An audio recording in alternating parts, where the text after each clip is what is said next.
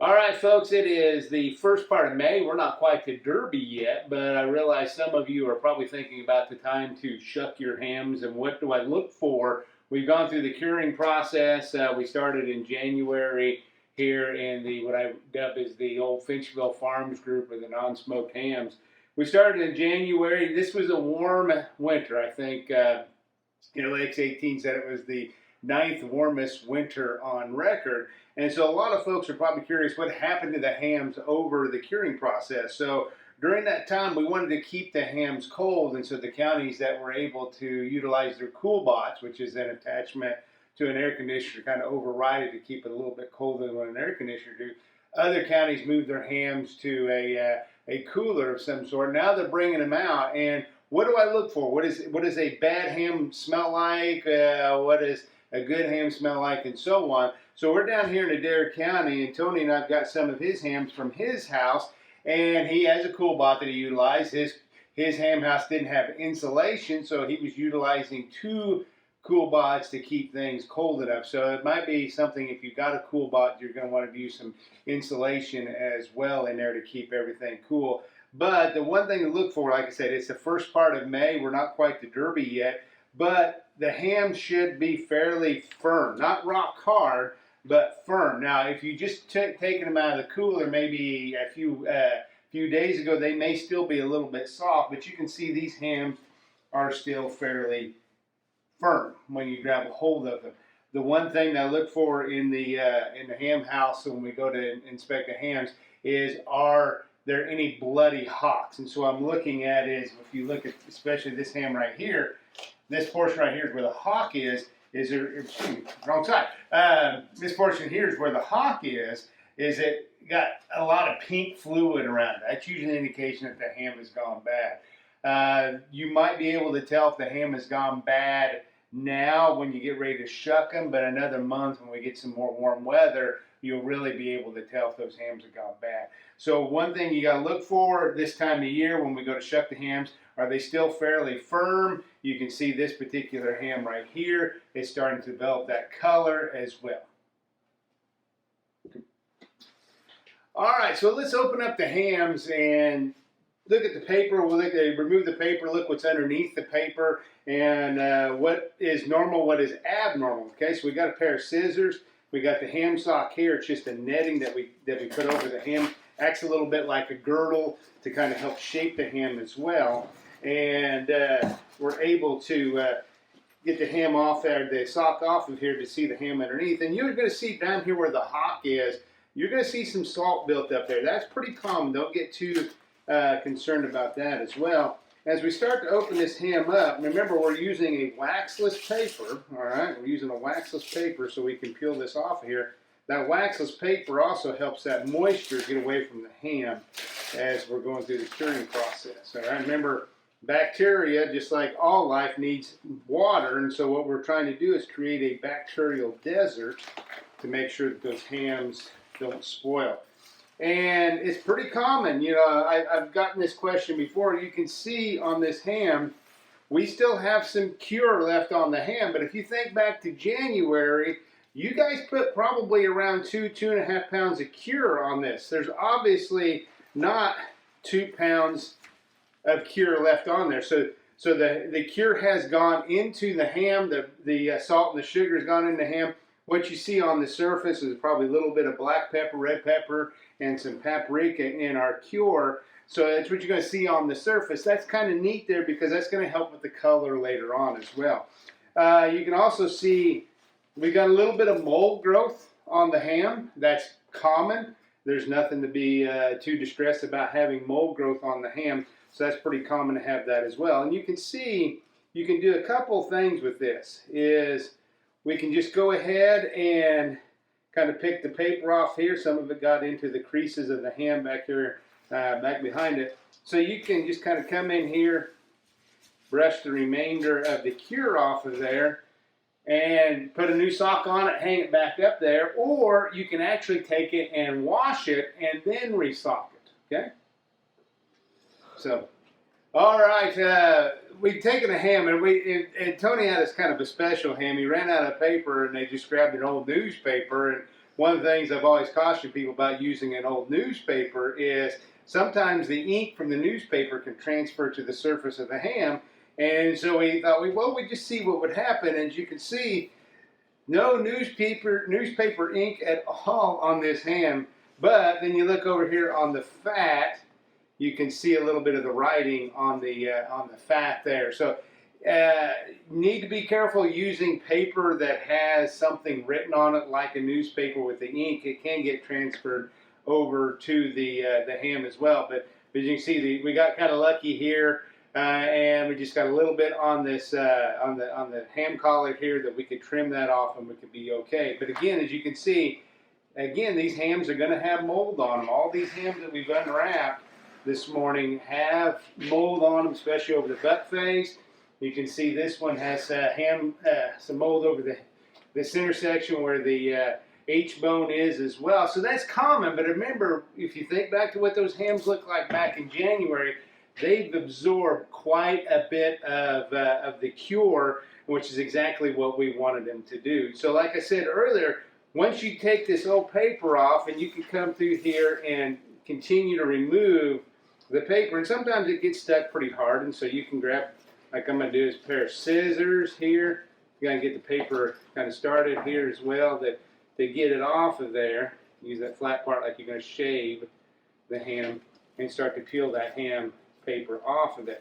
And if it doesn't come off, don't worry too much, because we're going to show you a different way of doing this, where we're going to take these hams and move them over to the sink and wash them up. All right, if we're going to wash the ham before we rehang it for the summer sweat, just simple water, or you can use a little bit of water with some vinegar added to it, about a 10% solution of vinegar, and get you a good brush that I'm going to throw around here, get it wet, and just start to scrub the ham off. Now, at this point, we're not getting the ham ready for the state fair. We're just cleaning some of the ham up. So it's not really super important that you get it clean for the fair, but it is important that we get a lot of the heavy. Let's see if we get this. We got a spraying nozzle here as well. You can see that cure is starting to come off.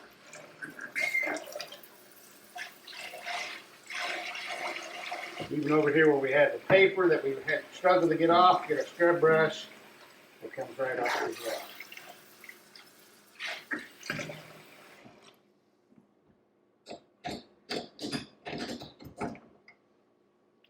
So as you can see, we pretty much got all the heavy cure off of it. We just kind of cleaned it up a little bit. And then if we're going to get it ready for the state fair, that's where we're going to really take our time, make sure we get into all the crevices and so on. But right now we just want to get some of the heavy stuff off of it so we can get it ready for the summer sweat. Okay. So as through the magic of television, so to speak, and editing, Tony and I went ahead and kind of just rinsed these hams off, and we were chatting while we were off video that his experience of doing this for several years now is that washing the hams off now makes it a lot easier for the kids to get the hams ready in late July and August as well. But you'll notice, especially on this ham right here, we've got some mold up here, and I scrubbed a little bit on that and couldn't get it off. And then I even got a spot of mold right here. And I've been just kind of taking my towel here and rubbing on that, trying to clean that up. So, you know, a little bit of work will probably get that spot out of there as well. But we scrubbed on this part right here where this mold is, and we weren't able to get that off of there. And so one of the things we're going to allow you to do is do a little bit of trimming. Okay, a little bit of trimming. We're going to see how that works this year. And so if you get a nice sharp knife, and I would encourage only the adults to do this. Do not give a knife to a child. If they have 4-H member in their name, they should not be handling knives. But one of the adults, the volunteers, if you kind of come in here and see we got to take the point of the knife, we're going to go underneath this fat and just kind of lightly take some of that lean off of there while still trying to maintain that fat collar. All right, and you can see me kind of sawing through that. Good sharp knife works, and this is a pretty good knife. And you can see we're starting to get that off of there. Now you see, as we go through this, there's this piece up here. I'm going to take this off as well. All right, back here. We're going to see how this works out for us. You see we got some down in this corner. If we do this now, okay, because if you do this if you do this in July and August as you're getting the ham ready for the fair, the color's not going to change back. It's not going to blend. So even if you do this in August, all right, for the fair, this is what it's going to look like. But this ham, like I said, this is May, all right, first part of May. We haven't gone through that summer sweat yet, so I'm guessing that this ham will continue to change colors as we go through here, and hopefully by August, and we'll know, this will have blended in, the color will blend it in so it doesn't look as noticeable, but it gets rid of some of that mold on there to help us get the ham better looking for the fair. Now you can see there's still a little bit of mold left on this ham, and we want to make sure we try to get that mold off of there, because even though we've cleared out a lot of that mold, okay, it'll still be there and continue to spread as we go through the spring and the summer as well. All right. Then the other thing that we talked about doing is, you can see right back here at the hock where we've got this bone sticking out a little bit. All right. And this one's not too bad. I don't see any real bad ones on the table here. But sometimes we'll get those hams in the state fair, and boy, they've really shrunken up, and the bone sticking way out just doesn't look all that attractive. And so if you take your hand saw and just come in here, let the saw blade do the work, and cut that bone off. Not try to cut into the countertop here. And hopefully by the time the state fair rolls around, that will have blended in the color as well, and help it give us an overall more attractive looking ham. I'm very hesitant on suggesting anybody do anything with this H-bone right here. AITCH is one half of the pelvic girdle. And the reason I'm hesitant on that is, right in here where my finger is, you can't feel it now, but there actually is a hole in that bone, all right? And if you get cutting on this H-bone too much, you'll get into that hole, and then you get this kind of weird kind of top of a horseshoe look to your bone there. Or if you get too deep in there, you'll actually get into the actual head of the femur. And we don't want that. That's just an unattractive look as well. And so the one thing that we're ready for this ham to be restocked and go back out into the ham barn for the summer sweat. Now the thing is, and we can talk about this now, all right, because a lot of folks always ask the question of what ham do I take to the fair? And you can start to get a fairly decent idea of which of your two hams are going to be able to go to the fair right now. For example, there's a couple of these hams that I look at overall as we kind of shuffle them around here. If you kind of take the bird's eye view of those hams, they have that nice plump teardrop shape to them. So this ham here, right, in this example, has a lot of muscle through the heel. This has got even more muscle through the heel of the ham. Both of them have a nice plump curvature to the center section as well. And so even though aroma is the main thing that we look for when we score hams, it still has to be an attractive looking ham. And so we need to make sure that our hams look good, all right? And so that's one of the first steps, is making sure we have that good looking ham, that nice teardrop shaped ham. And you can see from this ham, all right, we got some issues with this ham. All right, I'm going to set it up here so we can see it. This is what happens when we don't get the heel, or excuse me, not the heel, but the hock directly over that seam in the sock, all right? So these ham socks, got one right here, there's a seam at the bottom of it. We want that seam to go straight over. Back in January, we want it to go over that hock. So here's one where they didn't get quite at the seam, and so that ham hung like this, as kind of cockeyed in that sock. And you can see we don't have that nice teardrop shape. And so that ham just naturally wants to sit in my hands like this. So when we took it out, this is why we grabbed it from the ham house, is it was sitting like that. And you see how we don't get that teardrop shape when we have this kind of ham. And it just looks all misshapen altogether. So this is why it's extremely important that when we're socking these hams and even resocking these hams, that we make sure that we get the seam right over that heel there. All right, now this will be a lot easier this time of year to put these socks back on because hams have shrunk up quite a bit. All right, so make sure we get our ham sock back on there correctly, and just kind of move it around there to make sure we get everything going in the right direction. All right, and you see there's that seam. We want to go right over the top of that hock. Keep moving everything around. And so when we get done, we need to make sure, hold it up, make sure that ham, that hock is pointing straight down. Because sometimes, even when we put this sock on here, we don't get it going straight. All right? So we want to make sure we get that hock pointed straight down. All right? And as we do that, we get one of our ham hooks over here. And we just put our ham hook on here. And now you see the ham is ready to go back out for the summer sweat. And during the summer sweat, that's when this ham is going to take on that characteristic country ham flavor and aroma. These hams started out roughly around 25 pounds or so. They were a little bit bigger hams this year. And that's going to be an ongoing trend as pigs are getting bigger. Cattle are getting bigger, pigs are getting bigger. And people asked me one time and said, why are the animals getting so much bigger? We got 9 billion people to feed, and we don't have the land mass to raise more animals, so the animals have got to get bigger. So this is a going trend, and the hams are going to start getting now. It used to be we would get about a 22, 23 pound ham.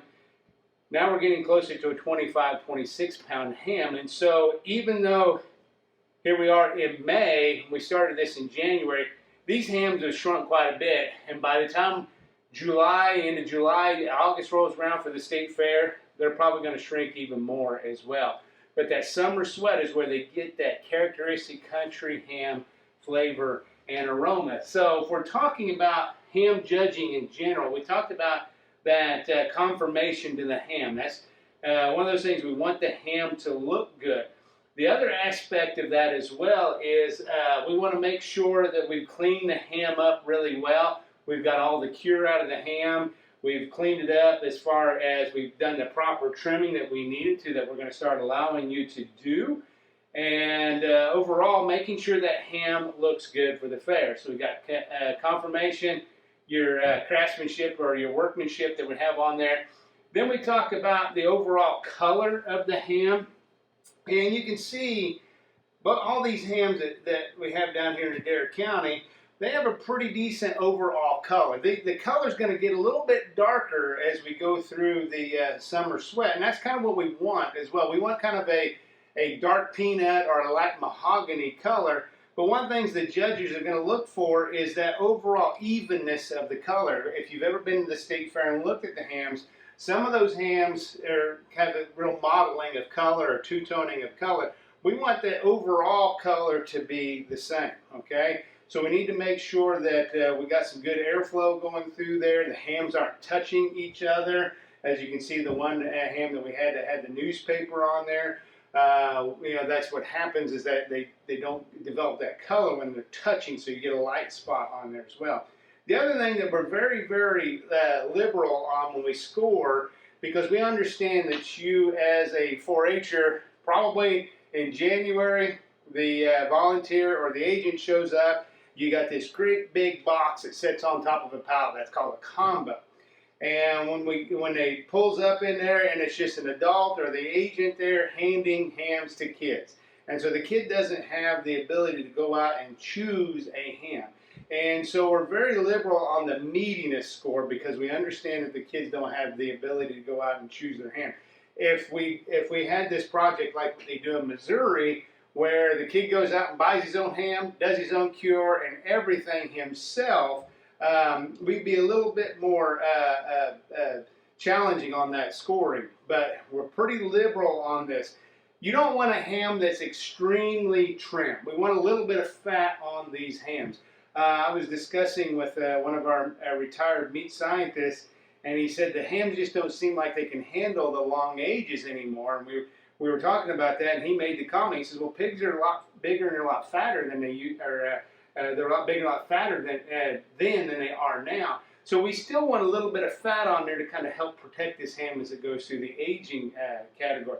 But we don't want excessive amounts of fat on there. So this is not a bad amount of fat on there. I would probably score this ham from a meatiness standpoint, probably in that 17, 16 category. If it's just dripping fat, it's going to be lower. If it is just zero fat on that ham, probably be low as well. So we need to make sure that we're picking out a ham, or we're choosing a ham that has a little bit of fat on it, but not excessive amount of fat on it as well.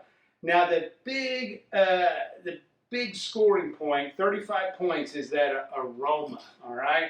And I don't mean just bending down and smelling the surface of the ham. We actually try to get into the internal of the ham. So what I end up doing is when I'm scoring for aroma, you see the H-bone here. I usually go off the H-bone and I take an ice pick. So you can see just a typical ice pick. Thin blade knife will work as well. I've seen a lot of folks use that. And just put that in there, spin it around a couple times, pull it up. Okay, now this is a young ham because it's only about 4 months old, but I want to make sure that when we get into the state fair, what I'm looking for is a ham with a little bit of a fermented smell, kind of a beery smell to it. But I'm also looking for a ham that's got that pepper smell and that sweet smell as well. And I want it to be intense. I want to be able to smell it. Sometimes I get those three aromas, but it's a little bit faint in there to where I can hardly smell it. That's not going to score as high as if I put that pick in there, pull out, and I can really smell those three aromas in there. Sometimes when we're judging the hams, there'll be hams that just have that sweet smell. Sometimes it smells straight up like we put this pick in honey, and it smells just like that. That's going to score a little bit lower. Just a peppery smell, a little bit lower. If it has just the fermented or the beery smell, just a little bit lower. Then you get into what we call the flat smells, where we put that ham pick in there and we smell it, and we can barely smell anything but the metal on this pick. That's what we call a flat smell. That's going to be a really low score. So that muddling of those three attractive smells of the sweet and the pepper and that fermented beery smell, the more intense those are, the higher those hams are going to score. All right. Then every once in a while we come across a ham, and this is, I always get this question: is what does a bad ham smell like? So what does a bad ham smell like? If you do that, like we just did for this ham, and you pull it out and your head snaps backwards because it smells really bad, that's a bad ham. All right. You'll also see sometimes when we judging the hams, we'll feel something really soft back here, and you'll see us go into the hock like that and pull that out. And what we're smelling for is if it smells really bad there. I have seen this a few times. It's not a very common thing that I've seen, but I have seen hams where this stifle joint back over here has gone bad. And so the back part of the ham is bad, but the front part of the ham is good. I have seen that a few times in my career. It doesn't happen all the time, but that's a telltale sign, is if I stick that hock back there and I can tell whether that hock has gone bad. And so when you're looking at these hams, these kind of a little bit of a poor example for getting things ready for the state fair, but you know, we want to get that characteristic country ham flavor and aroma, so we got to go through that summer sweat. These are going to shrink up a little bit more, and then when you go to choose which of your two hams to take, make sure you get the one that looks good between the two, one that has that eye appeal. And then we're not going to take off any points if we see those little bitty holes in there, because we know what you're doing. You're trying to figure out which is the better ham to take to the fair. But hopefully this little tutorial will help you to get your ham ready, where you've introduced something new, where we've cut the bone is sticking out there, that we've cut that off. Use a nice bone saw. This is just a meat cutting saw that I brought from the lab. If you're thinking, how do I get a hold of one of these saws? Well, you can go online. Amazon has everything anymore.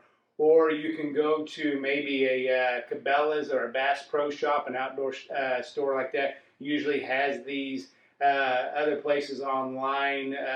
SausageMaker.com has products, home processing products that are geared for the do-it-yourselfer. So you can go online and get these products. You don't have to be a meat processor to get them.